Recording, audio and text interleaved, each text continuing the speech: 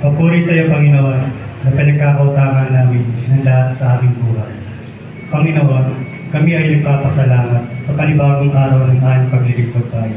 Tutulog sa bawat kusina ng pamahalang bayan ng Kainta. Maraming salamat po sa pagkagaling nito na nagpapatuloy ng magandang programa dito sa Santo. Amen.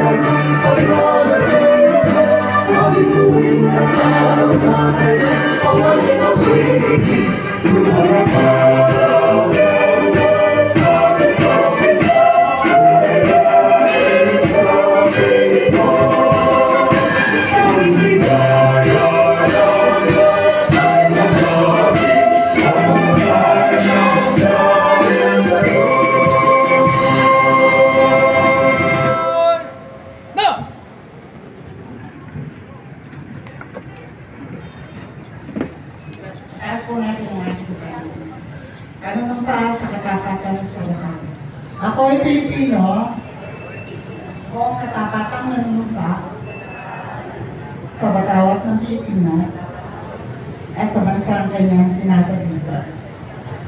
Na may dangal, katarungan ng kalayaan, na pinakikilos ng sambayang makadiyos, makakalikasan, makatao, at makabansa. Ating kanong kamay para sa panatang yes ng Rizaleño. Ako, bilang isang Rizaleño na nagmamahal sa kalikasan, ay nangangakong gagawin ang lahat upang pangalagaan ang ating kapaligiran. Tutulong at mananalig ako sa programang YES ng pamahalaang panlalawigan na gagawing malinis at tuntian ng kapaligiran.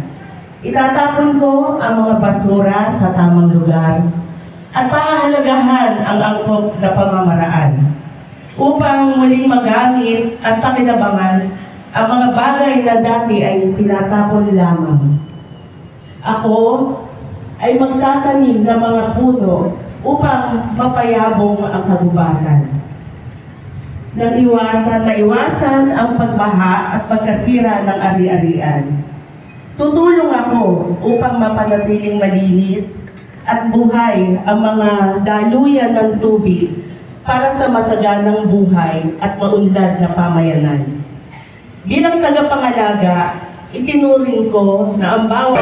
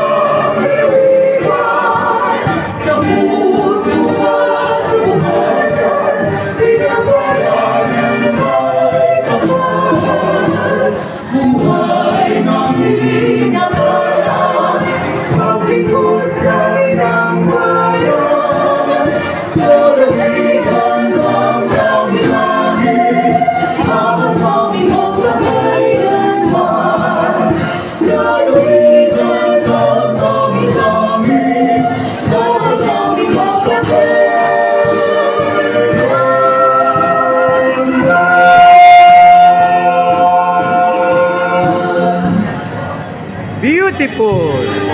Yun o. Hello, magandang umaga. Beautiful. Ikaw pinakamagayon eh.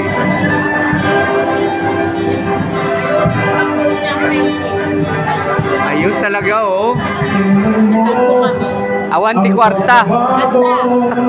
Sikapin mo, abutin mo, manalig ka at At huwag isipin mga pagsubok natin haharapin.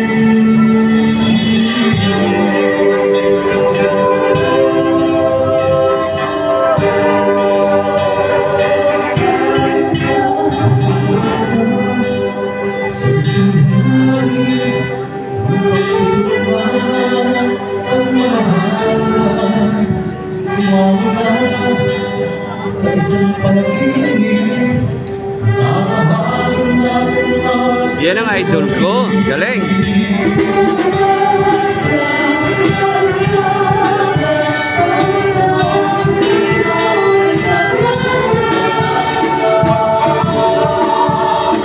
isang kapitan mo'y ang mag-ibig sa pagkakasal sa pag-ibig.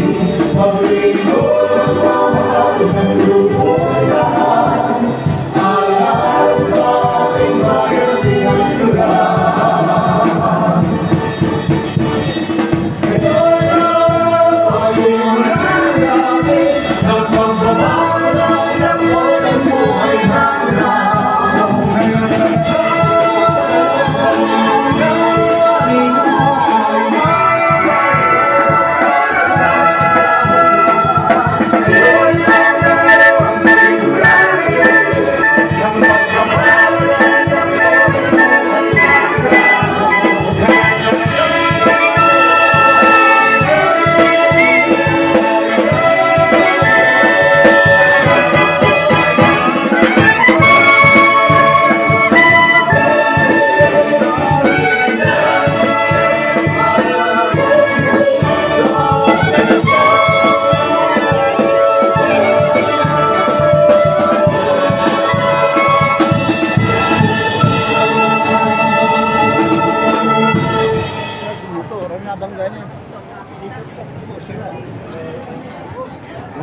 Good morning. Inay lang.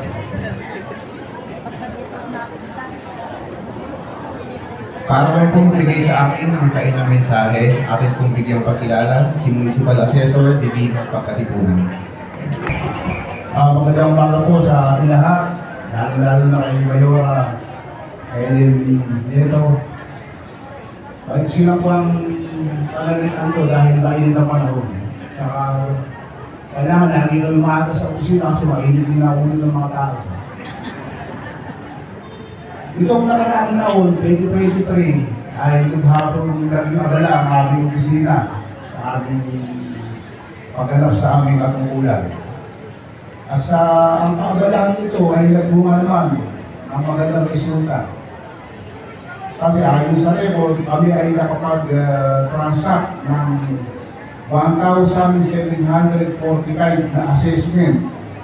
Ay assessment at reconciliation.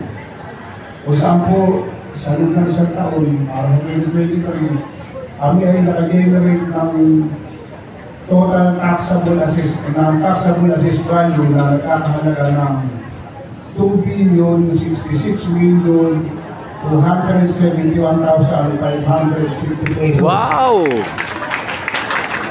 Kung kukunin po natin ang tax na to na 2%, makakapagpasok po tayo ng 40,978,526. Kung tayo po ay 2 billion ang na-generate natin para sa 2023, pumapangalawa po sa akin ang Taytay. Nagkaroon po sila ng 1.2 billion. Pumapangatlo ang Tanay, 1 billion. Kaya namulang po tayo sa Rizal. Congratulations! Ayun ta.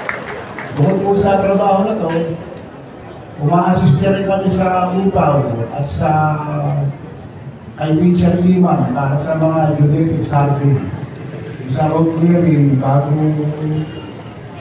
i-dismantle o i-demolish ni Liman yung mga nakalikod sa kasada, sinisiguro muna niya na tama yung sukat na gagawin na, kaya nagpapasarvey muna sila sa Assessor's Office.